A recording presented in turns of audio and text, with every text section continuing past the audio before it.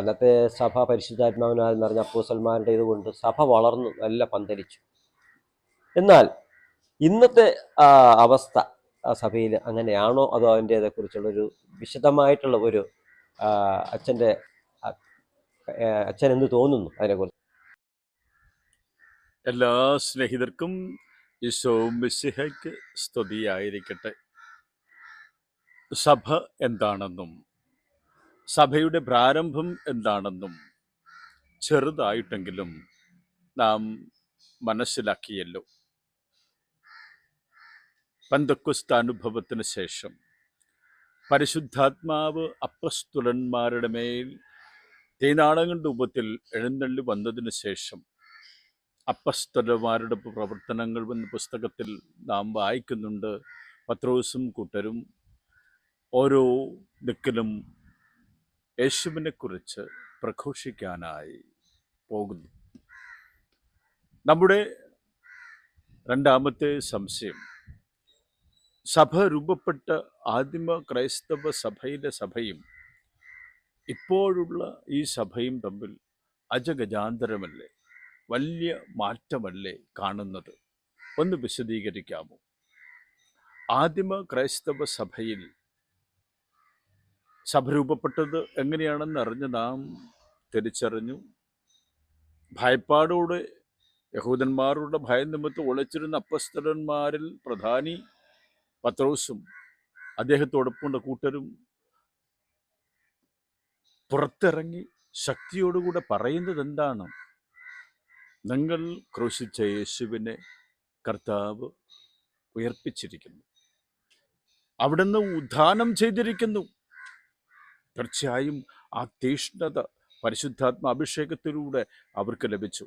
ഇനി ആ തീഷ്ണത തങ്ങൾ 3 വർഷം കൂടെ അനുഭവിച്ച യേശുവിനെ അവർ പങ്കുവെക്കാൻ ആരംഭിച്ചു. യേശുവില്ലാതെ മറ്റൊന്നും അവർക്കില്ല പങ്കുവെക്കാൻ.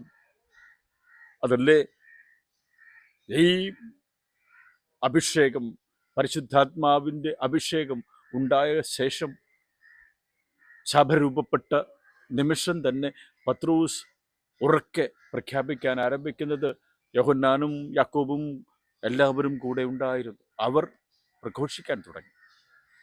എന്ത്? യേശുവിനെ കുറിച്ച്. അതുകൊണ്ട് അവരുടെ പ്രസംഗം കേട്ട് പല ജനങ്ങളും ചോദിക്കുന്നത്, എന്താണ് ചെയ്യേണ്ടത്?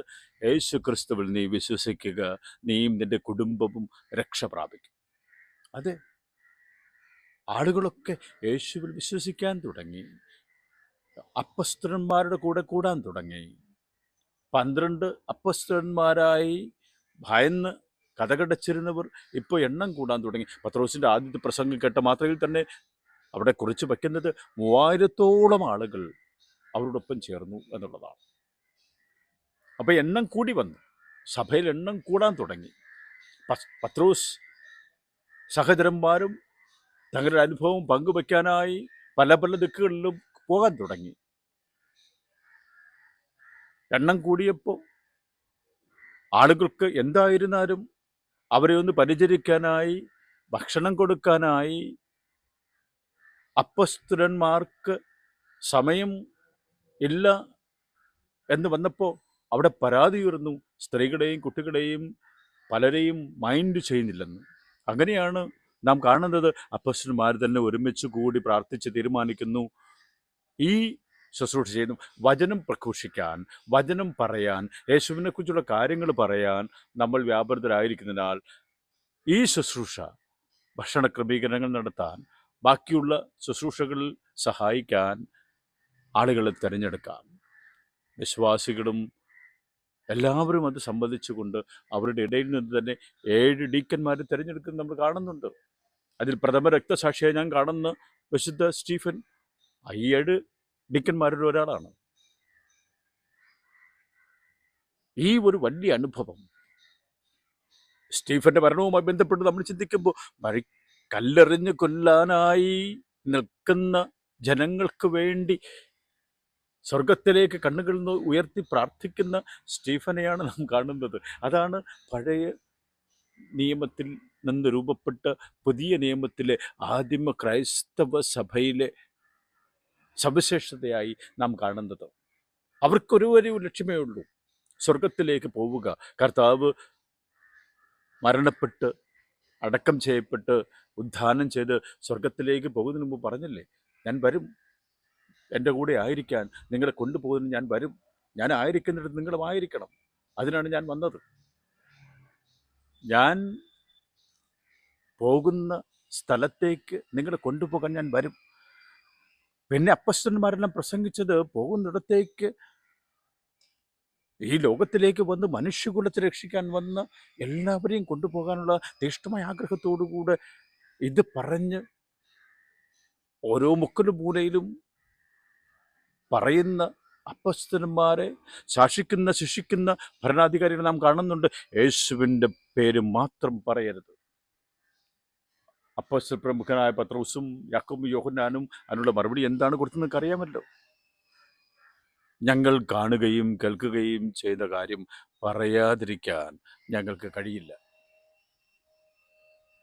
അതായിരുന്നു ആ തീഷ്ണത. തീർച്ചയായും അന്നും ഉണ്ടായിരുന്നു സാത്താൻ്റെ ശക്തികൾ, അന്നുണ്ടായിരുന്നു സാത്താൻ്റെ ശക്തികൾ. അപ്പോസ്തല പ്രവർത്തനം 4-ാം അധ്യായത്തിൽ നമ്മൾ കാണുന്നുണ്ട്. ഈ സാത്താൻ്റെ ശക്തികൾ അന്നേ മനുഷ്യകുലത്തെ സ്വാധീനിക്കാനും പഴയ നിയമത്തിലെ നാം കണ്ടു തുടങ്ങുന്നതാണ്. ഉൽപ്പത്തി പുസ്തകം 3-ാം അധ്യായത്തിൽ സാത്താൻ മനുഷ്യകുലത്തെ പിടിക്കുന്നത്. ഇത് ഒരിക്കലും തീരുന്നില്ല, സാത്താൻ്റെ നെട്ടോട്ടം തീരുന്നില്ല. 4-ാം അധ്യായത്തിൽ അനനിയാസും സഫീറയും ചെയ്യുന്ന ആ സാത്താൻ്റെ പ്രവൃത്തികളെ കുറിച്ച് നമുക്കെല്ലാം അറിയാമല്ലോ, അതിൻ്റെ അന്ത്യവും നമുക്കറിയാമല്ലോ. അന്നത്തെ സഭ ക്രിസ്തു കേന്ദ്രീകൃതമായിരുന്നു. അന്നത്തെ സഭ ക്രിസ്തു കേന്ദ്രീകൃതമല്ലാതെ മറ്റൊന്നുമല്ലായിരുന്നു. ക്രിസ്തുവിനെ പ്രഘോഷിക്കുക, ക്രിസ്തു വരുമ്പോൾ അവൻ്റെ കൈയും പിടിച്ച് പോകുവാനായി ദൈവജനത്തെ ഒരുക്കുക, അതല്ലാതെ മറ്റൊന്നും അവർക്കില്ലായിരുന്നു. ഇതാണ് പഴയ നിയമകാലത്തെ സഭയുടെ അടിസ്ഥാനവും ലക്ഷ്യവും അവരുടെ ആഗ്രഹങ്ങളും അതുമാത്രമായിരുന്നു. പുതിയ നിയമത്തിലേക്ക് വന്നപ്പോൾ പിന്നെ സഭകൾ വ്യത്യസ്തങ്ങളായ രീതിയിൽ ചിന്തിക്കാൻ തുടങ്ങി നമുക്കെല്ലാവർക്കും അറിയാമല്ലോ. ഞാൻ ഒറ്റ വാക്യത്തിൽ പറഞ്ഞാൽ, തങ്ങളുടെ അധികാരവും തങ്ങളുടെ സമ്പത്തിനോടുമുള്ള കാംക്ഷ ഈ ദൈവജനത്തിലെ ഇടയിൽ തന്നെ വിള്ളലുകൾ ഉണ്ടാക്കാൻ തുടങ്ങി. അവർ സംസാരിക്കാൻ തുടങ്ങി, സ്വാർത്ഥത ഉടലെടുക്കാൻ തുടങ്ങി, അവരുടെ ആഗ്രഹങ്ങൾ മുളപൊട്ടാൻ തുടങ്ങി. യേശുവിലല്ല ശ്രദ്ധ, യേശു വരുമ്പോൾ യേശുവിൻ്റെ കൈയും പിടിച്ച് പോകുന്നതിലല്ല ശ്രദ്ധ. അവിടെ സ്ഥാനമാനങ്ങൾക്ക്, അധികാരത്തിന്, സമ്പത്തിന് ശ്രദ്ധ കേന്ദ്രീകരിച്ചു. അതുകൊണ്ട് അങ്ങനെ തന്നെയാണല്ലോ പുതിയ പുതിയ സഭകൾ രൂപപ്പെട്ടു വരുന്നത്. എങ്കിലും കർത്താവ് മൗതിക ശരീരമായി സ്ഥാപിച്ച കത്തോലിക്ക സഭയിൽ ഒരു സാത്താൻ്റെ ശക്തിയും കൊടിയേറി വാസം ആരംഭിക്കുന്നതിന് സഭ ഇതുവരെ അനുവദിച്ചിട്ടില്ല. ആത്മാവിൻ്റെ ശക്തി ഇതുവരെ അനുവദിച്ചിട്ടില്ല. പരിശുദ്ധാത്മാവിൻ്റെ അഭിഷേകം ഇതുവരെ അനുവദിച്ചിട്ടില്ല എന്ന സത്യം കൂടെ ഇന്നത്തെ ആധുനിക സഭയെക്കുറിച്ച് നാം പറയുമ്പോൾ നാം പറയാതിരിക്കാൻ കഴിയില്ല. കർത്താവായ യേശു സ്ഥാപിച്ച മൗതിക ശരീരമായ സഭയ്ക്ക്, തിരുസഭയ്ക്ക് അന്നും ഇന്നും വിള്ളലുകൾ ഉണ്ടായിട്ടുണ്ട്. എന്നാൽ സാത്താൻ കൊടിയേറിക്കൊണ്ട് വാസം ആരംഭിച്ച് സഭയെ ഇല്ലാതാക്കാൻ, നശിപ്പിക്കാൻ ഇതുവരെ സാധിച്ചിട്ടില്ല എന്ന കാര്യവും സന്തോഷപൂർവം ഞാൻ നിങ്ങളെ ഓർമ്മിപ്പിക്കുകയാണ്. പിതാവിൻ്റെയും പുത്രൻ്റെയും പരിശുദ്ധാത്മാവിൻ്റെയും നാമത്തിൽ ആമേൻ.